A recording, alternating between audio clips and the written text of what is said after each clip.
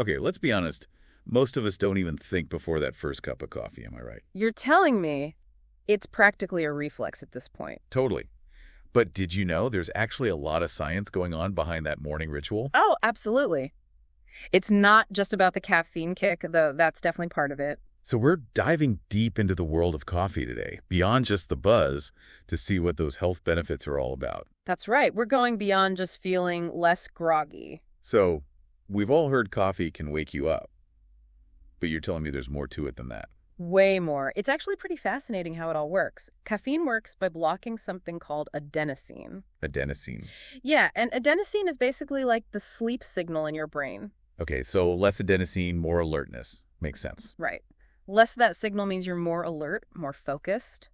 Some studies even show coffee can actually protect your brain long term. Okay, hold on. Brain protection. How does that work? Well, the research suggests a connection between regularly drinking coffee but not going overboard and a lower risk of developing some serious neurological conditions. Like what?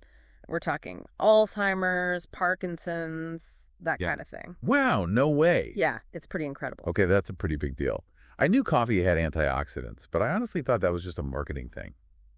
It's more than just hype. Coffee really is packed with antioxidants. So what's the real deal with those? Well, they basically act like little bodyguards for your cells, Hmm. protecting them from damage. It's like giving your body a little extra armor against the wear and tear of daily life. Okay, I'm picturing little coffee bean soldiers defending my cells right now. That's kind of awesome. All right. It's a cool way to think about it. But what about the whole coffee in your heart thing? There's always been this back and forth about that. Yeah, and it's true that having a ton of coffee can temporarily raise your blood pressure. But for those of us who enjoy a moderate amount, let's say around 3 to 5 cups a day, the research suggests it might actually be linked to a lower risk of heart disease over time. Really? Yeah. There are even studies out there that suggest it could potentially reduce the risk of stroke and heart failure. Okay, that's reassuring to hear. But what about other aspects of health, like your liver? Is coffee good for your liver? There's some good news there, too. Studies show a possible association between drinking coffee and a lower risk of liver problems. Like what? What kinds of liver problems? We're talking things like cirrhosis, liver cancer, and fatty liver disease. One study even showed that coffee drinkers were 20% less likely to develop liver disease. Wow, 20%. That's huge. That is seriously impressive. It seems like coffee might be some kind of secret weapon for a healthy liver. Is there anything else we should know about these amazing potential benefits? Get this. Some studies suggest coffee might even help you live longer. It sounds crazy, I know, but there's a potential link between drinking coffee and a reduced risk of death from a bunch of different causes. Wow. We definitely need more research, but it's a fascinating possibility. Absolutely. But let's get real for a second. We've talked a lot about the good. What about the not so good? What are some things people should watch out for? You're totally right. It's all about balance. Too much of a good thing, Right. Like with anything else, moderation is key. Guzzling gallons of coffee isn't the goal. So how much is too much? Is there like a magic number? It really depends on the person, their genetics, how healthy they are overall. Correct. But generally speaking, sticking to 3 to 5 cups a day seems to be the sweet spot, at least according to the research. Go way beyond that, and you might start getting those not so fun side effects. Yeah, that makes sense. So what kind of side effects are we talking about here? Well, think about how you feel after one too many cups of coffee. Oh. You might feel jittery, anxious, have trouble sleeping, maybe even experience some digestive issues. And of course, that racing heart feeling is never pleasant. No, not my favorite. Yeah, I hear you. So it's about finding that sweet spot for your own body, right? Exactly. Tune in to your own, personal coffee cues. Plus, how you take your coffee plays a role, too. Oh. Loading it up with sugar and cream might taste great, but it also adds on the calories and fat, Yeah. which kind of defeats the purpose of all those potential health benefits we've been talking about. All right, so it's not a free pass to indulge in sugary coffee drinks every day. Exactly. You got to look at the whole picture. Okay, so we've covered a lot of ground here. Mhm. Coffee's effect on the brain, preventing disease, maybe even living longer. It's pretty amazing. But I'm curious, from all of this research, what surprised you the most? You know what really gets me? The impact coffee can have on, physical performance. Oh, really? The idea that a cup of coffee could actually boost athletic performance, that's kind of remarkable to me. Wait, really? How much of a difference are we talking? Well, studies suggest that the caffeine from coffee can enhance your physical performance by an average of 11–12%. Wow. Okay, that's significant. Right. I'm picturing myself suddenly setting new personal records at the gym, all thanks to my morning coffee. Well, maybe not Olympic-level improvements or anything, Right. but it could definitely give you a noticeable edge in your workouts. Okay, I'll take it. So it's not just about mental focus. It can actually improve how your body performs, too. That's fascinating. It really is. And it kind of makes sense if you think about it. Caffeine boosts your adrenaline levels, which basically gets your body ready for physical activity. Yeah. It's like giving your body a little pep talk before a big game. I love that. Okay, this is blowing my mind.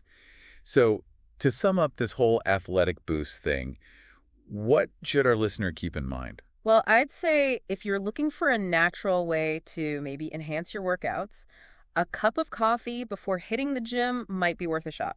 But as always, listen to your body and don't overdo it. You want to feel energized, not jittery and out of control. Solid advice. Now, before we wrap things up, I want to go back to something you mentioned earlier.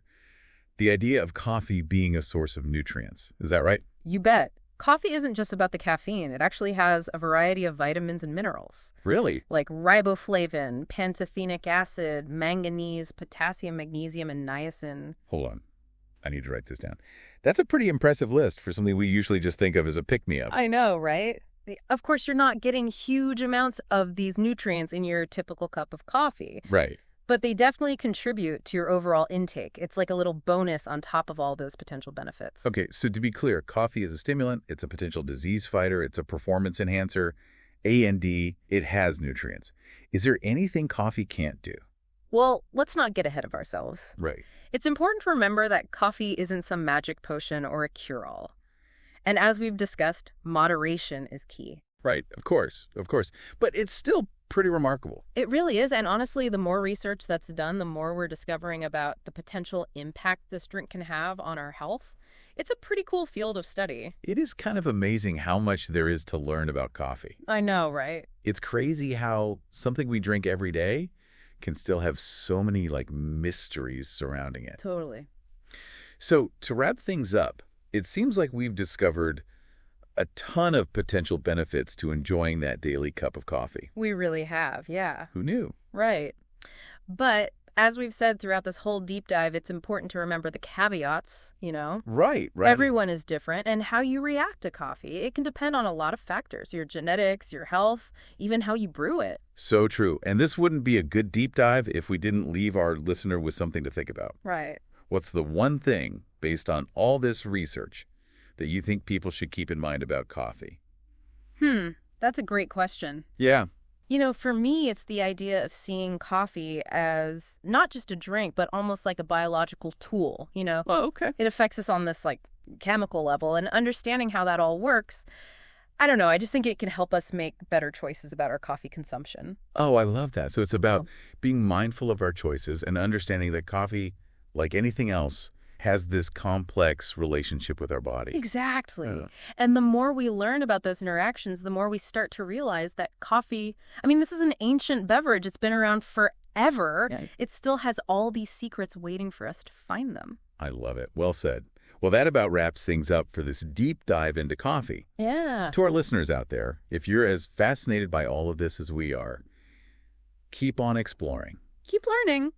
That's the beauty of a deep dive like this one. It's just the beginning. Exactly. Until next time.